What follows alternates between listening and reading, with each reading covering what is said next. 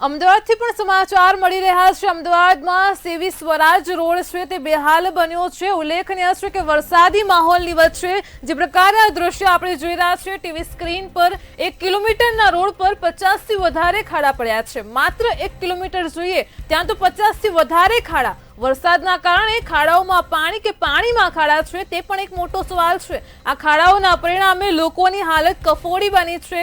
અમદાવાદમાં સેવી સ્વરાજનો 1 કિલોમીટરનો જ રોડનો આતરમાં જે પ્રકારે દ્રશ્યો છે જેમાં 50થી વધારે ખાડા છે। આ ખાડાઓનું સામ્રાજ્ય છે જેને લઈને વાહન ચાલકો હેરાન પરેશાન થાય છે। ખાડાઓ તો મળી રહ્યા છે પરંતુ મેયર અને કમિશનર નથી મળી રહ્યા। તો ગુજરાતમાં પ્રી મોન્સૂન પ્લાન છે પાણીમાં ગયો છે। અમદાવાદથી પણ આ દ્રશ્ય પ્રકાશમાં આવ્યા છે કે જેમાં રોજબરોજ જે લોકો આ રસ્તા ઉપરથી અવરજવર કરતા હોય છે તે લોકો હેરાન પરેશાન થાય છે। એક તરફ ભારે વરસાદી માહોલ થાય છે ત્યારે આ રસ્તા ઉપર પાણી ભરાઈ જતા હોય છે, પાણી ઓસરે છે, ત્યાં તો ખાડાઓ જોવા મળે છે। આપણી સાથે સંવાદદાતા કિંજલ લાઈવ જોડાઈ ગયા છે। શ્રી કિંજલ, અમદાવાદમાં જે સેવી સ્વરાજ પાસેનો જે રસ્તો છે 1 કિલોમીટરમાં માત્ર 50થી વધારે ખાડાઓ જોવા મળી રહ્યા છે। મેયર નથી મળી રહ્યા પરંતુ આપણને ખાડાઓ જોવા મળે છે, શું કહેશો?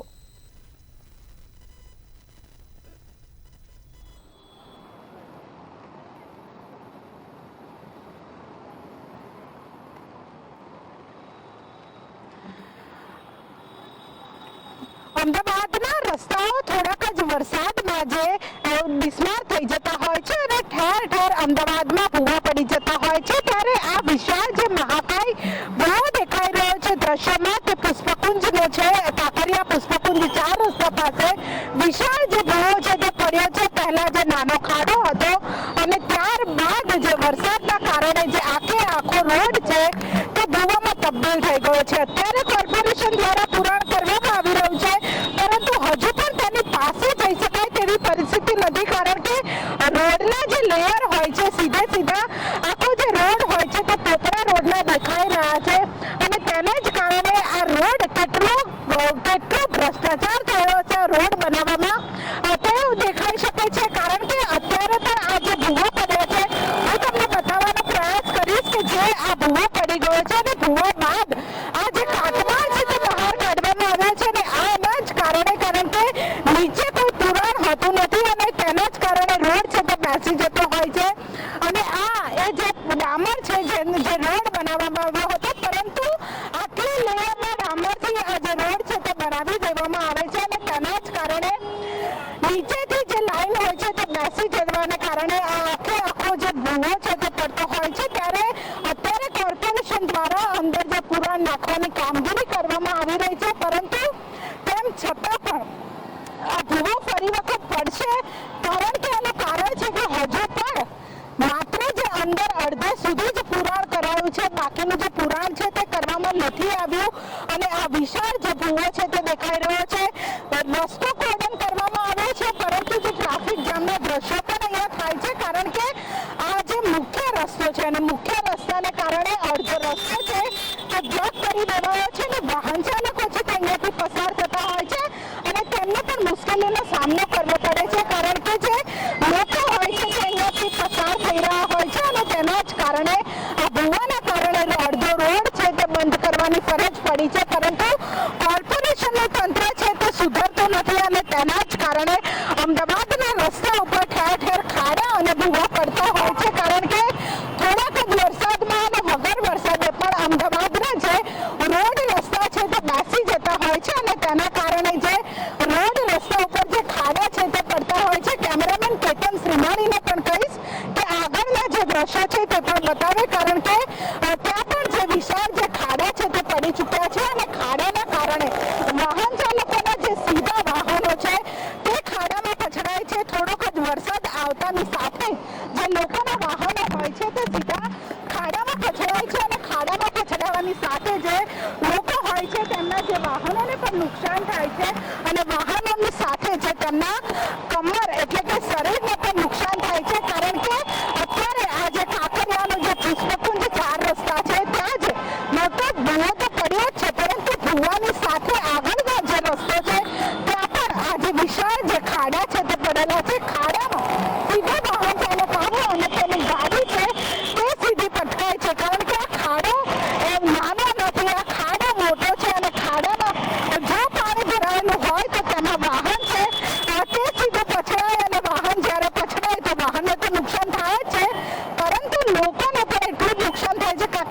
હશે, રોડ ઉપર નીકળો આવા ખાડા હોય, કેટલું નુકસાન થાય? હાથ તો તૂટી જાય, સ્કેના ચડી આવે પગમાં.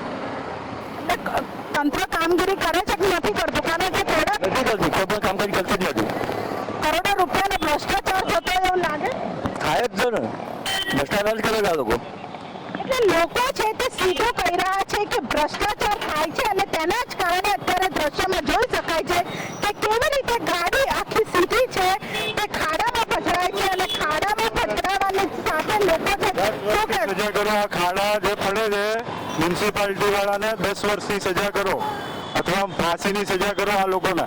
આના લીધે લોકો મરી રહ્યા છે.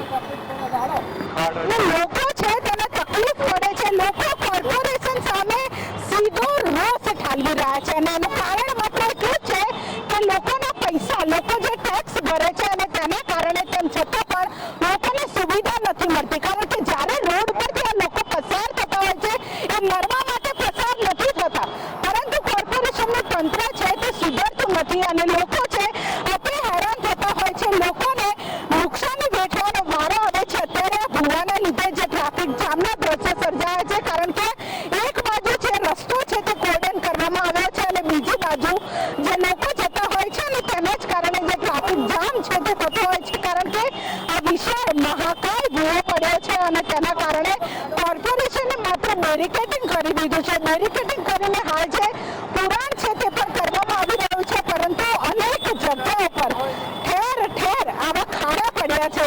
ખાડામાંથી લોકો પસાર થઈ રહ્યા છે, લોકોના કમરના તકલીફ થઈ રહી છે, લોકોના માળખાની સમસ્યા થઈ રહી છે અને તેમ છતાં પણ જે લોકો છે તે અત્યારે નુકસાન વેઠી રહ્યા છે, કોર્પોરેશન પર રોષ ચાલી રહ્યા છે.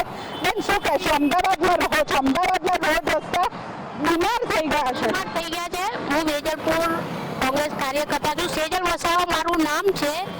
અમે અહીંના જૂના વિસ્તારના 35 વર્ષ જૂના વિસ્તારના છીએ.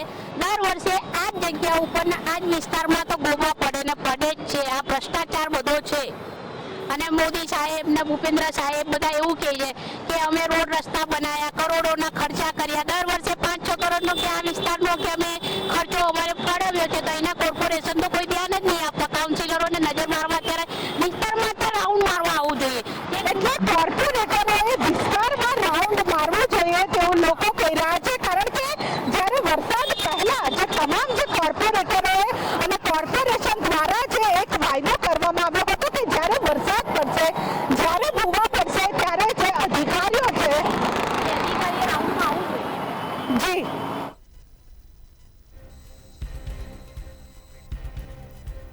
તો જે પ્રકારે અમદાવાદમાં આ 1 કિલોમીટરના રોડના જે દ્રશ્યો જોઈ શકો છો, સેવી સ્વરાજ રોડ પરના દ્રશ્યો છે કે જેમાં ખાડાઓના કારણે લોકોની હાલત કફોડી બની છે. 1 કિલોમીટરમાં જ માત્ર 50 ખાડાઓ છે, એટલે કે વાહન ચાલકો હેરાન પરેશાન થાય છે, સ્થાનિક જનતા પણ હેરાન પરેશાન થઈ છે. અહીં મહાનગરપાલિકા અને તંત્રના જે દાવાઓ છે તે ચોક્કસપણે પોકળ સાબિત થઈ રહ્યા છે. લોકોના ટેક્સના પૈસા છે તે આ ખાડામાં જતા હોય તે પ્રકારે લાગી રહ્યું છે. પ્રી મોન્સૂન પ્લાન પણ પાણીમાં ગરકાવ થઈ ગયા છે. હજુ તો ચોમાસાની ઋતુની શરૂઆત થઈ છે અને ઠેર ઠેર આ પ્રકારે વરસાદી પાણી ભરાવાથી વિદ્યાર્થીઓથી લઈને વડીલો અને ખાસ કરીને વાહન ચાલકો હેરાન પરેશાન થાય છે. ઠેર ઠેર ખાડાઓનું સામ્રાજ્ય છે. પાણી ભરાવાથી વાહનો બંધ થઈ જાય છે, વાહન ચાલકો પણ હેરાન પરેશાન થઈ જાય છે. તો 4 મેગા સિટીઓમાં પોલ ખુલી ગઈ છે, તંત્રની ખાડાઓ મળી રહ્યા છે, પરંતુ આ પરિસ્થિતિની સામે મેયર કે કમિશનર પણ લોકોની સામે આવી નથી રહ્યા અને ખાસ કરીને જવાબ આપતા પણ અચકાઈ રહ્યા છે. તો ગુજરાતમાં વિકાસ ખાડે ગયો છે. ગુજરાતમાં પ્રી મોન્સૂન પ્લાન છે તે પાણીમાં છે. સુરતથી દ્રશ્યો જોયા તે પ્રકારે અમદાવાદમાં પણ 1 કિલોમીટરમાં 50 ખાડાઓ છે. એટલે કે ઉલ્લેખનીય છે કે જે પ્રકારે લોકો ત્યાંથી પસાર થતા હોય છે, લોકોની શું હાલત થતી હશે. આ ખાડાઓ જે છે તે પ્રી મોન્સૂન પ્લાન જે છે તે કાગળ પર છે તેની સાબિતી છે.